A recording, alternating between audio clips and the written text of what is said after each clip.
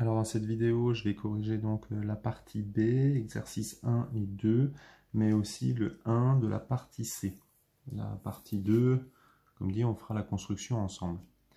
Donc dans la partie B, comme tout à l'heure, on peut voir que là, on a donc la figure avec le transparent.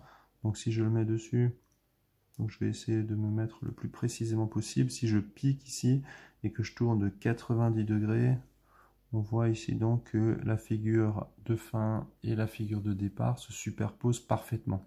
Alors je vais vous expliquer en gros comment j'ai fait moi pour la tracer. J'ai simplement fait la chose suivante.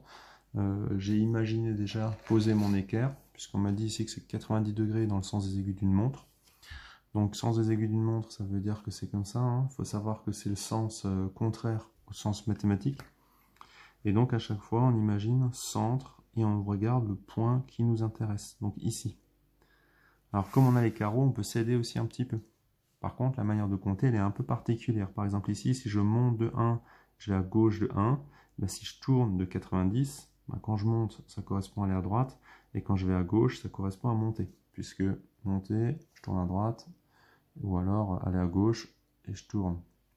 Donc ici, je monte de 1, je vais à gauche de 1. Ce point-là, je le retrouve où? Je vais à droite de 1, je monte de 1. Ce point-là, je monte de 2, je vais à gauche de 1. Donc pour le retrouver ici, je vais à droite de 2 et je monte de 1. Toujours en adaptant en fonction de la rotation. Par exemple, ce point-là, je monte de 3. Forcément, ici, qu'est-ce que je fais? Si je tourne à droite de 90, je vais à droite de 3. Puisque monter de 3, si je tourne, ça correspond à aller à droite de 3. Cette méthode-là, on peut s'en servir aussi pour la question 2. La question 2, elle n'est pas forcément facile, puisque ici, en fait, on n'a pas des carrés, on a un peu moins l'habitude, mais on a des triangles équilatéraux. Équilatéraux, donc chaque angle ici, à la base, fait 60. Donc nous, on veut construire l'image de la figure par la rotation de centre B, qui est ici, et d'angle 120. Ça veut dire que à chaque fois, on va tourner pas de 1, mais de 2 triangles. Donc ici, par exemple, quand je regarde 1, 2, et pour savoir où je vais, je prends cet axe par rapport à B et je vais tourner l'équivalent de 60 et encore 60. Donc ce point-là, 1, 2, quand je compte pour son image, je compte ici 1, 2. Ce point ici, je monte de 1 et je vais dans la diagonale 2 fois. Et si je tourne, j'arrive ici, qu'est-ce que je fais? Je vais 1, 1, 2, et je trace. Pour le point qui est ici, je monte de 1, 1, 2, 3. Donc ici, pareil, quand je vais faire ça, je vais faire 1, 1, 2, 3. Et au fur et à mesure, comme ça, moi j'ai placé les points. Et donc je reliais comme ça, trait à trait, au fur et à mesure de ma figure. Alors ça prend un peu de temps, puisque là je l'ai hachuré aussi, pour qu'on la voit un petit peu mieux sur la vidéo. Ça prend un petit peu de temps, et donc je l'ai fait au préalable, pour que vous puissiez voir la figure.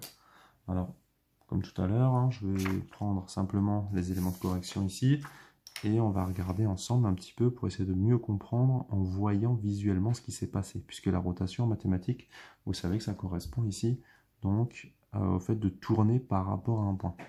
Donc si je prends la figure qui est là et que je tourne de 60, donc je tourne l'équivalent d'un triangle, j'arriverai ici, mais ici on m'a demandé 120 degrés, donc je vais tourner encore de 60 degrés, donc c'est l'équivalent de 2 fois le triangle. Et donc là on voit bien qu'on arrive au bon endroit. Partie C. Alors partie C, je vais commencer à vous donner une petite astuce. Si on veut faire les rotations, vous allez voir que très rapidement vos figures elles seront surchargées de traits de construction. Et c'est pas évident parce qu'au bout d'un moment, elle va devenir illisible. Donc moi je vais vous donner un tout petit truc qui va vous faciliter grandement les choses. Moi je vais placer 2 points. Et à partir de ces 2 points, je vais refaire toute la figure. Et j'aurai plus besoin à chaque fois de tourner. Donc par exemple ici, moi j'ai choisi de faire le point D et de faire le point F. Alors pour faire le point D, par la rotation de centre O et d'angle 90, qu'est-ce que j'ai fait? J'ai commencé par tracer moi ici la demi-droite OD. Donc je pars de O, le centre de la rotation, je passe par D et je prolonge. Ensuite, comme on a dit d'angle 90 degrés dans le sens des aiguilles d'une montre, cette demi-droite, ça devient ma demi-droite support pour aller chercher l'angle de 90. Donc, qu'est-ce que j'ai fait? J'ai mis mon équerre ici.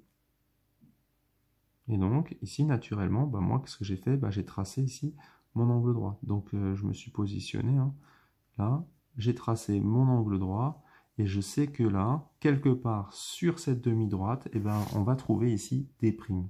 La seule question qui se pose, c'est de savoir où le mettre sur cette demi-droite. Pour faire ça, c'est tout simple. Vous allez prendre votre compas. Et avec votre compas, vous allez simplement piquer sur le point, ici, le point O, qui est le centre de la rotation.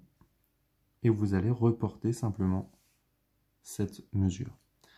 Pareil, j'ai fait la même chose avec OF. Donc moi, j'ai commencé par tracer la demi-droite OF ici. Puis, j'ai appliqué l'angle de la rotation, à savoir le 90 degrés, comme ça. Et ensuite, j'ai reporté simplement la mesure de OF. Donc j'arrive ici, je prends la longueur de OF et je la reporte sur cette demi-droite. Et donc j'obtiens le point F'. Maintenant que j'ai la droite D'F', maintenant ce que j'ai, je peux utiliser simplement le fait que la rotation elle va conserver les différentes longueurs. Donc qu'est-ce que je vais faire? Je vais reporter ces différentes longueurs. Donc comment est-ce qu'on fait ça? De la manière suivante. Je vais prendre par exemple FE. Voilà. Je me mets sur F' et je fais mon arc de cercle. Maintenant je vais prendre le point D. Je vais aller jusqu'à E. Et je vais faire l'arc de cercle ici, D', E'. Une fois qu'on a fait ça, on obtient le point d'intersection de ces deux arcs de cercle. Et si ici, on a l'intersection des deux arcs de cercle, l'intersection ici des deux arcs de cercle, si là c'est E, là ce sera E'. Pour chercher le point C, moi je me suis dit que là il y avait un angle droit. Donc qu'est-ce que j'ai fait naturellement? J'ai mis aussi ici un angle droit. Donc je mets mon angle droit, je trace, et ensuite, qu'est-ce qu'il me faut? Il me faut la mesure de DC. Puisque, comme tout à l'heure, on sait que la rotation conserve les longueurs. Donc je prends la longueur de DC, je vais ici sur D', C', je trouve le point C', je fais de la même manière la demi-droite F', B', puisque je sais qu'elle est perpendiculaire à F', D', et je prends la longueur FB, que je reporte ici. Une fois que j'ai fait ça, j'obtiens B', C', je relie, j'ai mon rectangle, et comme ici, la partie grisée, c'est F, B, D, naturellement, dans l'image de cette figure-là, par la rotation de centre O et d'angle 90 dans le sens des aiguilles d'une montre, on aura F', B', D'.